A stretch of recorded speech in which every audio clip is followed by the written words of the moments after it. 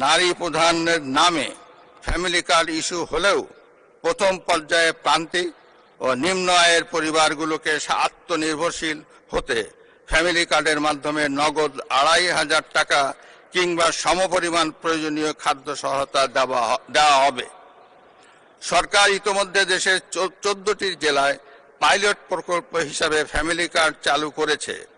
সহায়তার পরিমাণের চেয়েও এই ফ্যামিলি কার্ডকে সরকার নারীর অর্থনৈতিক ক্ষমতায়নের প্রতীক হিসাবে বিবেচনা করছে। মাননীয় সদস্যবৃন্দ, আমি এখন মহামান্য রাষ্ট্রপতি জনাব মোহাম্মদ শাহাবুদ্দিনকে তার মূল্যবান ভাষণ প্রদানের জন্য অনুরোধ জানাচ্ছি।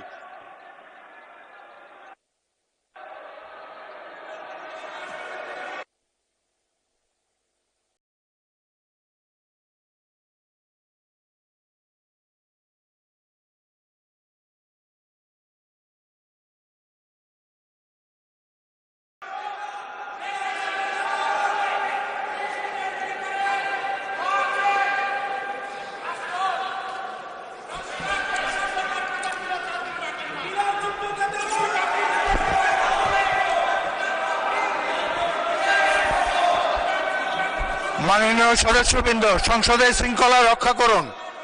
অনুগ্রহ করে নিজের আসনে বসে পড়ুন। রাষ্ট্রপতির ভাষণ শুনুন।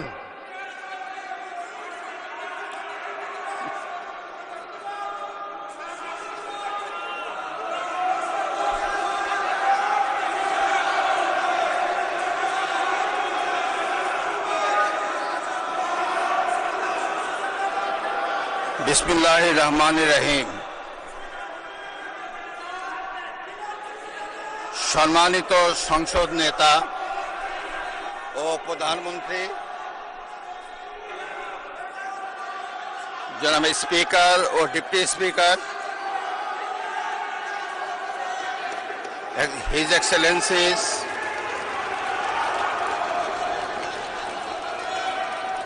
সম্মানিত সংসদ সদস্যবৃন্দ,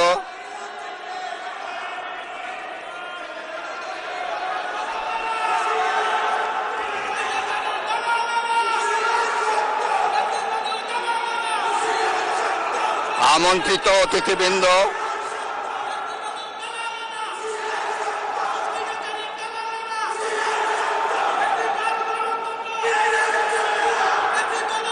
প্রিন্ট এবং ইলেকট্রনিক মিডিয়ার সম্মানিত সাংবাদিকবৃন্দ,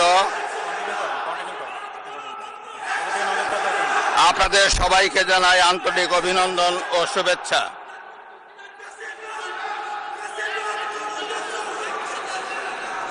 জনাব স্পিকার,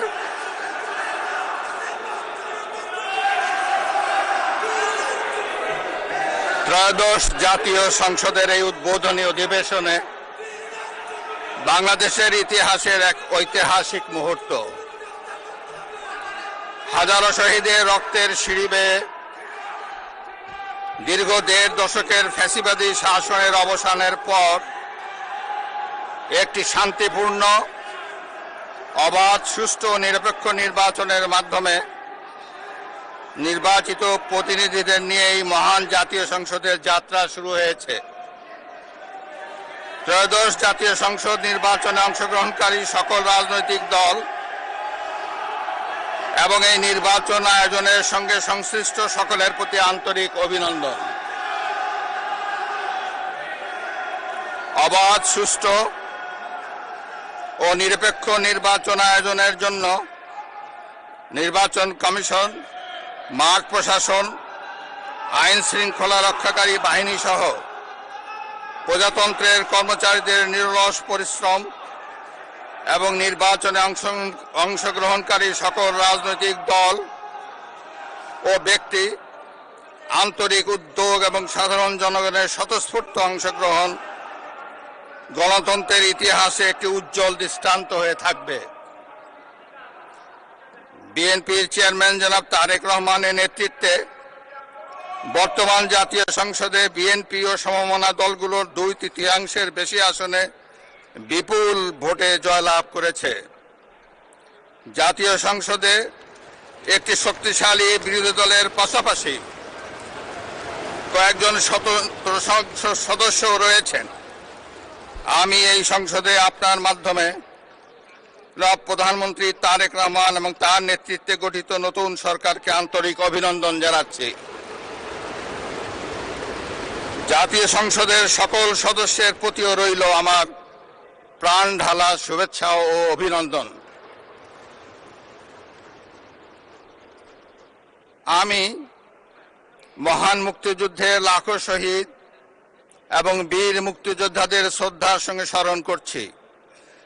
একই সাথে স্মরণ করছি বীরাঙ্গনা মা বোনদের এবং আমাদের সকল শহীদদের যারা বিভিন্ন গণতান্ত্রিক আন্দোলনে শহীদ হয়েছেন।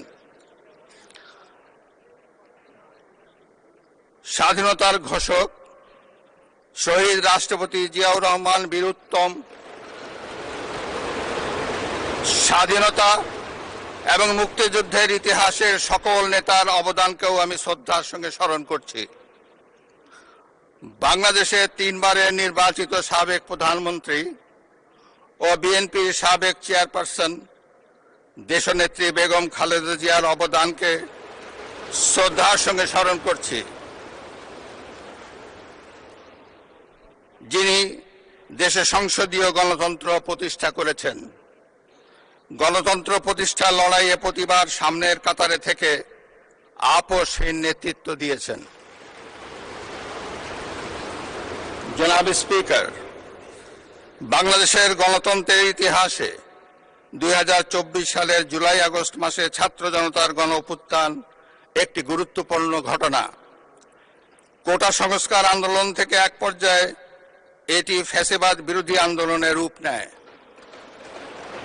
দেশের ছাত্র জনতা, কৃষক, শ্রমিক, শিক্ষক, সাংবাদিক, বুদ্ধিজীবী, প্রবাসী তথা সকল শ্রেণী পেশার মানুষ গণতন্ত্রের পক্ষে রাজনৈতিক দলসহ সকলের সম্মিলিত আন্দোলনের ফলে 2024 সালের 5ই আগস্ট তৎকালীন ফ্যাসিস্ট সরকারের পতন ঘটে।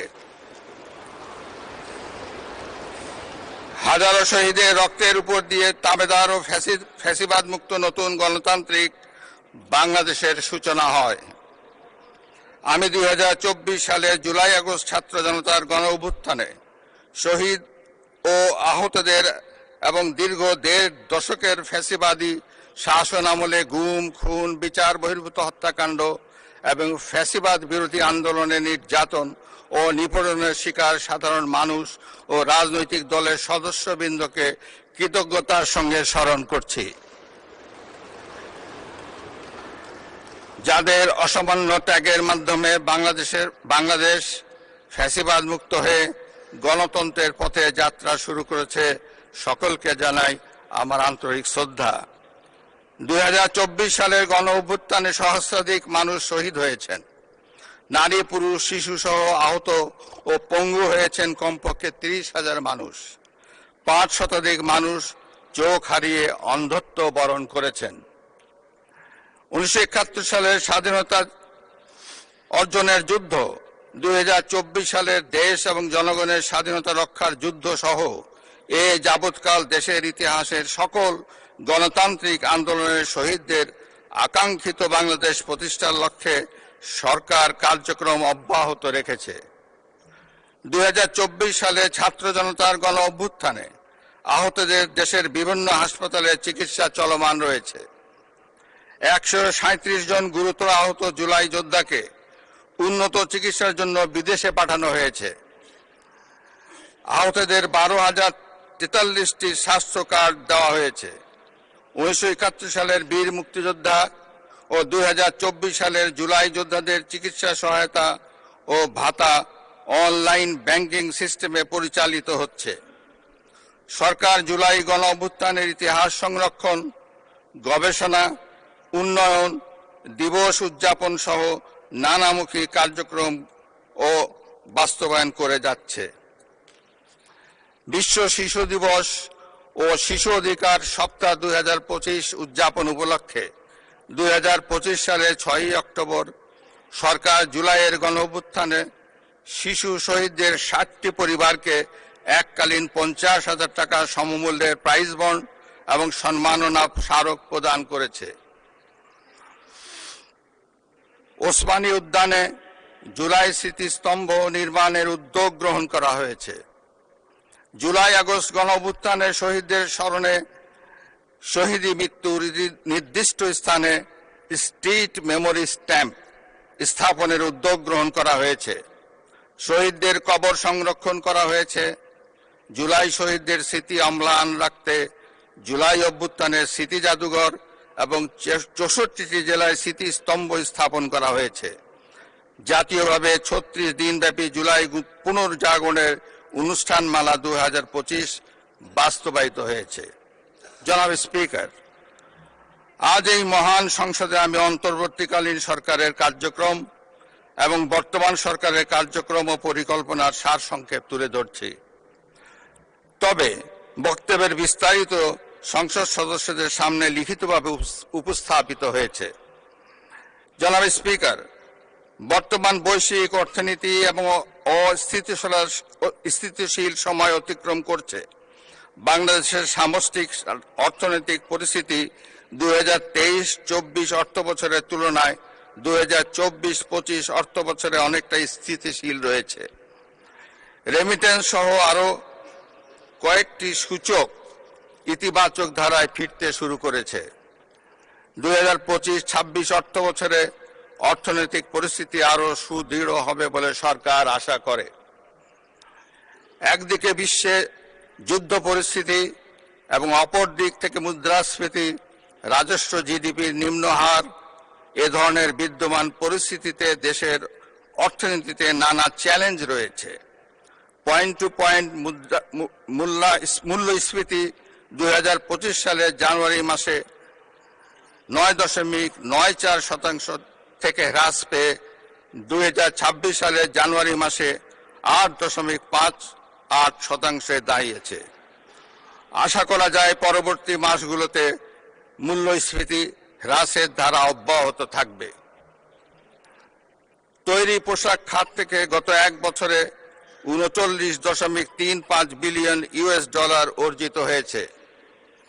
2024-25 অর্থ বছরে রপ্তানি 8.60% বৃদ্ধি পেয়ে 48,300 মিলিয়ন ইউএস ডলারে দাঁড়িয়েছে। 2026 সালের 19 ফেব্রুয়ারি বৈদেশিক মুদ্রা রিজার্ভ দাঁড়িয়েছে 34.78 বিলিয়ন ইউএস ডলার। বর্তমান সরকার আরো নতুন রপ্তানি খাত এবং রপ্তানি বাজার আরো সম্প্রসারিত করার লক্ষ্য নিয়ে সুনির্দিষ্ট কর্মসূচি বাস্তবায়নের কার্যক্রম শুরু করেছে। সরকার বাংলাদেশ ব্যাংক, রাষ্ট্রায়ত্ত বেসরকারি ব্যাংক, আর্থিক প্রতিষ্ঠান, বীমা কোম্পানি এবং পুঁজিবাজারের সঙ্গে সমন্বয়ের মাধ্যমে তদারকি কার্যক্রম উন্নতকরণ, আমানতকারীদের সুরক্ষা নিশ্চিতকরণ এবং খেলাপি ঋণ হ্রাসে গুরুত্ব দিয়েছে। বর্তমান সরকার ব্যাংক খাতে সুশাসন, মুদ্রাস্ফীতি নিয়ন্ত্রণ, সুদের হার যৌক্তিকরণ এবং জনগণের আস্থা ফিরিয়ে আনার জন্য কার্যকর নীতি প্রণয়ন করবে বলে আশা রাখি। এ লক্ষ্যে অর্থনৈতিক সংস্কার কমিশন গঠন করা হবে। পুঁজিবাজারের সংস্কারের জন্য একটি পুঁজিবাজার সংস্কার কমিশন গঠনের পাশাপাশি ফ্যাসিবাদের শাসন আমলে পুঁজিবাজারে সংগঠিত অনিয়মও তদন্ত করবে।